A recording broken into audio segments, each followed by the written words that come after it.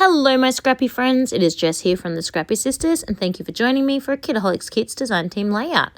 So for this layout I was inspired by the amazing creator Petals Day. Sorry, I had to think for a minute because her real name's Callie, but she is just incredible and I absolutely love every layout she ever does. This is not exactly a scrap lift, but it was very much inspired by her. She had a different cut file, but it was arrows.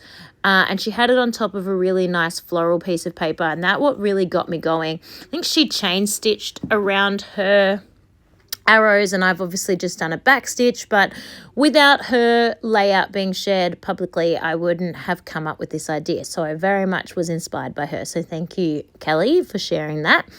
I made this cut file myself just in Silhouette Studio, and then so the cut file I made included the cutting out of the arrows and then the piercing of all the holes to make my stitching easier.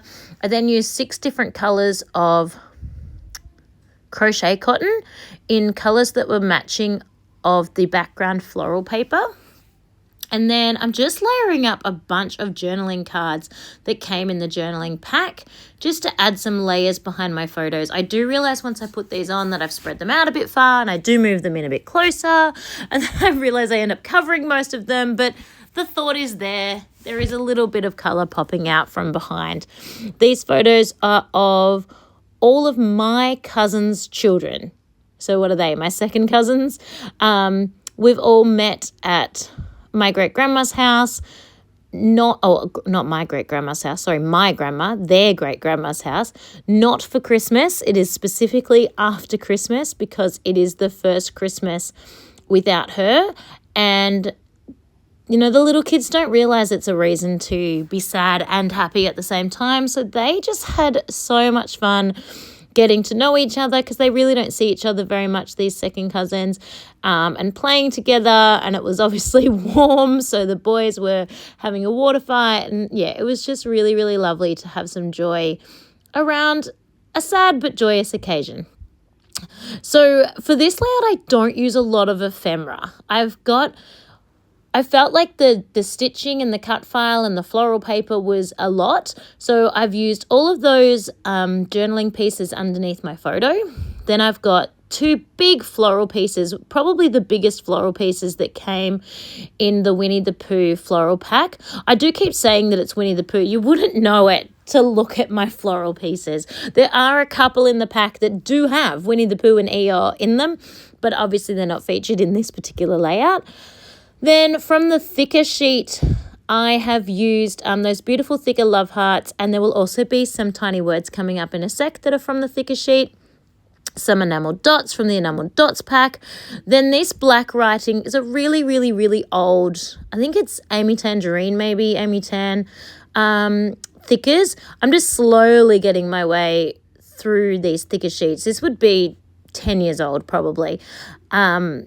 It's almost all used up now, and it just worked really well with the layout. Unfortunately, the thickers in the kit just didn't say the sentiment of quite what these photos were going for, so I added this one in.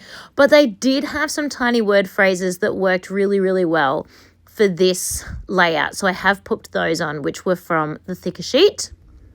I just love the way that kind of looks staggered down the bottom there.